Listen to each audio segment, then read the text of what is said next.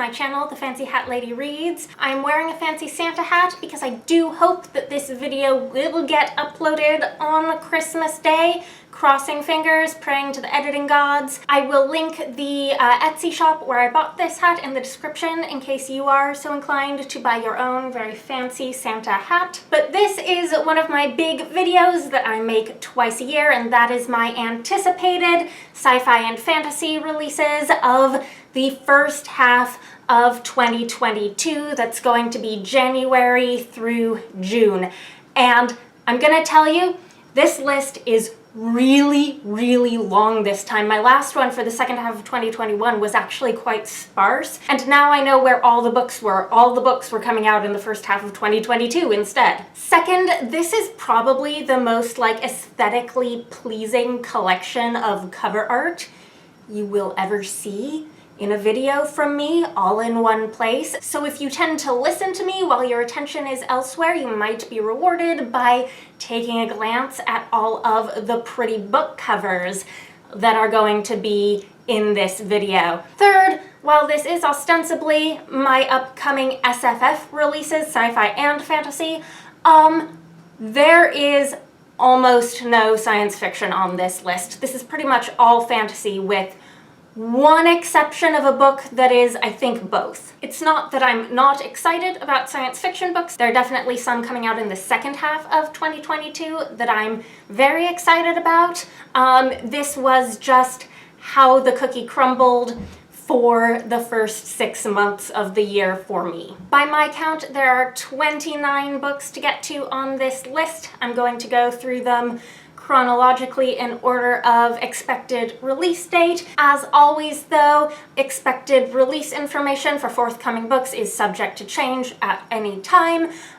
Publication dates, cover art, books can even be pulled from publication altogether. This is just my best information at the time of filming. First up on this list, on January 11th from Harper Voyager, is Daughter of the Moon Goddess by Su Lin Tan. As you can tell, this has absolutely beautiful cover art by Wang, who is quickly becoming one of my favorite cover artists. This is the first of 2 book covers from her on this list, I think. This is a debut novel based on Chinese mythology and the legend of the moon goddess Chang'e, and the protagonist is, as the title suggests, the daughter of the moon goddess. And the author has stated that this is a book with potential crossover adult YA appeal. Harper Voyager is an adult publisher though, so this is being published as adult. Next, on January 18th from Viking Books for Young Readers, is the long-awaited 3rd book in Nnedi Okorafor's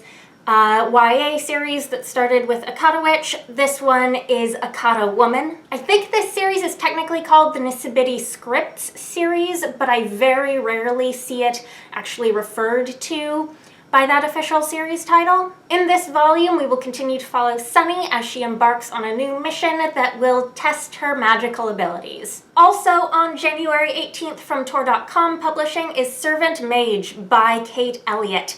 This is a novella. It's either a standalone or a first in a new series. This looks like it'll have some high-stakes epic fantasy vibes in a small package. And Kate Elliott is an author I have long wanted to read, but I've never actually picked up any of her books. I'm thinking that this might end up being a good place for me to start with her writing. On January 25th is another novella, this one self-published, that I am very excited about.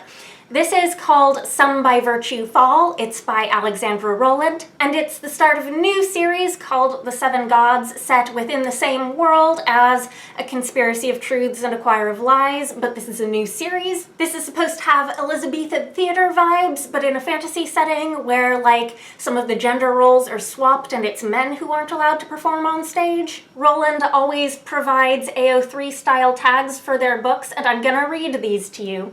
This one has queer found families, rivals to arch enemies to allies, forbidden flirtation with a member of the opposition, dapper fancy hats, main character is a chaos gremlin and the most useless lesbian, maybe the real enemy was the patriarchy we smashed along the way, everyone is queer except one man named Leonie Token, who is straight and is only mentioned once. So obviously I was sold and a half on the theater stuff and the dapper fancy hats. You need say no more. Right now this is only available to pre-order on ebook from major retailers, but you can pre-order a signed print edition directly from the author. I will leave the link down below. And then on February 1st from Random House Books for Young Readers, we have In the Serpent's Wake by Rachel Hartman. This is the sequel to Tess of the Road that I've been waiting for so long. I've pre-ordered it. I'm pumped. I still haven't read the Seraphina duology. Oops. This series is the sequel series to Seraphina and Shadowscale. I did love Tess of the Road even without having read the first books though. It's extremely character-driven with some very interesting world building. And this one promises to have stuff happening on the high seas. This series is YA. I would categorize it as the type of YA that could potentially have huge appeal for adult readers as well. Next, another book that is YA that I think will have huge appeal for adult readers, coming on February 15th from Alfred A. Knopf Books for Young Readers, is Bitter by Akwaeke Emezi. This is the prequel to Pet that I dreamed we might get when I finished Pet, but didn't dare actually hope for. This is about Bitter, who is Jam's mother, who is the artist who does magical art, and her time as a young woman, a teenager during the time of the revolution. That's the whole backstory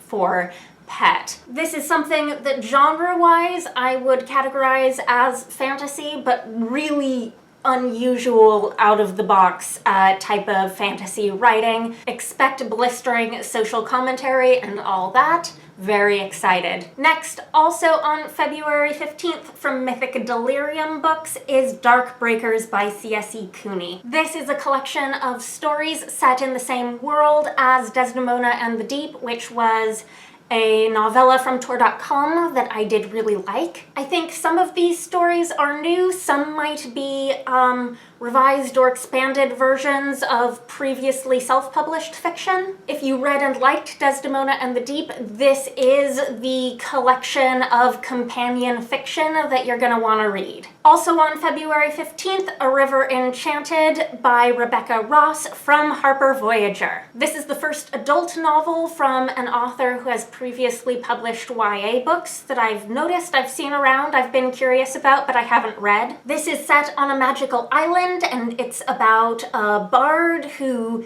goes back home to the island to try to solve a mystery. Girls are going missing, no one knows what's happening to them, so I'm definitely intrigued by fantasy books with musician protagonists.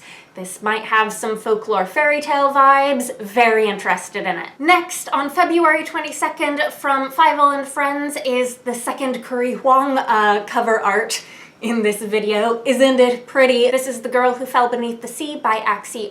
This is a YA retelling of a Korean folk tale. I'm not personally familiar with the story that this is supposed to be a retelling of. It's a retelling of the tale of Shim Cheong. However, I was reading the plot description and I feel like I've seen other media that must have been riffing off of either this folktale or a related one. I've already seen at least one very positive review of this from someone whose opinions and reviews I tend to trust. I love a good retelling and I'm hoping that this is one. Next, on March 1st from Tor.com is All the Horses of Iceland by Sarah Tolmie. This is a historical fantasy about wild horses in Iceland. Apparently there are wild horses in Iceland. I didn't know this. And this is apparently a saga about the mystical origin of these horses.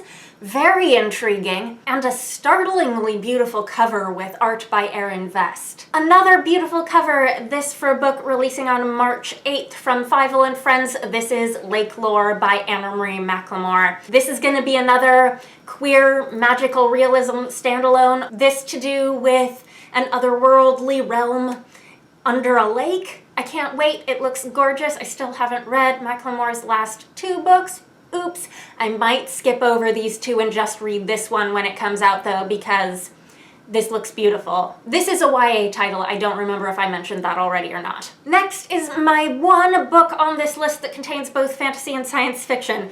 Whew, This is The Way Spring Arrives and Other Stories. This is coming on March 8th from Tor.com. This is a collection of Chinese science fiction and fantasy from female and non-binary writers and translators. We've definitely seen over the last few years some very high-profile collections of Chinese science fiction being published. I, however, am personally much more interested in reading Chinese fantasy in translation than science fiction, and this is the first collection I've seen that promises to include fantasy as well. And again, beautiful cover. What did we do to deserve all of the beautiful, beautiful book covers that are happening in 2022? Also on March 8th from Algonquin Young Readers is the first middle grade book I've got on this list. This is The Ogress and the Orphans by Kelly Barnhill, an author whose books I keep buying and not reading. I have so many of her books. I haven't read any of them yet. I am sure I'm going to love them. This looks like it's probably going to be a very thinly veiled political fable. This is about a town where the mayor is going to try to turn the people against the ogress who lives outside the town but is actually nice. There are some orphans who are friends with the ogress. It's probably mostly about them. This definitely has all the vibes of like a fantasy Trump response novel for young readers. Next, on March 22nd from Tor Books is The Bone Orchard by Sarah A. Mueller. This is a fantasy murder mystery. It's supposed to have gothic vibes. This is about a woman who's a witch and the concubine of an emperor, and when the emperor dies, he charges her with solving his murder. Next, on March 22nd from Tor.com is Comeuppance Served Cold by Marion Deeds. This is a historical fantasy heist set in 1929 Seattle. So I'm very interested in something set in historical Seattle because I am from the Seattle area. That's my hometown. I'm not sure I've read a good adult fantasy heist ever. We'll have to see if this one does the trick. Next, on April 12th from Solaris is the second C.S.E. Cooney book on this list. This is Saint Death's Daughter. This is a novel. This is about a girl with necromancy powers who is born into a family of assassins. Because this is C.S.E. Cooney, I can guess that this will also probably be lush and beautifully written. And it's got another extremely beautiful cover. Next, on April 19th from Tor.com Publishing is Spear by Nicola Griffith. This is going to be a relatively short book, I think, although I'm not quite sure where it's going to end up falling on the novel-novella divide, but a short book from a highly acclaimed author doing a revisionist retelling of some Arthurian legend, I think. Arthurian legend is typically not a big selling point for me, but pretty covers like this sure are. This is very recognizably art by Rowena Kai, who is one of my favorite fantasy artists. She just won a Hugo. Also on April 19th from Saga Press is Fevered Star. This is the second book in the Between Earth and Sky series by Rebecca Roanhorse. This is the sequel to Black Sun. Black Sun is a novel I didn't head over heels love on its own. It's very much a start of a series. It sort of ends when things start to happen. You will have heard me talk a lot more about my feelings on that if you watched my last video, which was my wrap-up on the Hugo Award Best Novel nominees, but it was totally a book where I would absolutely pick up the sequel if it struck my fancy. So I definitely might read this. This is set in an epic fantasy world that is based on indigenous North and South American civilizations. At the end of book one, the established religious order had been violently overthrown by magical means, and the world was possibly plunged into chaos. Very exciting. Next, on April 26th from Tor Books is Nettle and Bone by T. Kingfisher. I think this is going to be her first traditionally published fairy tale novel. I think all of her previous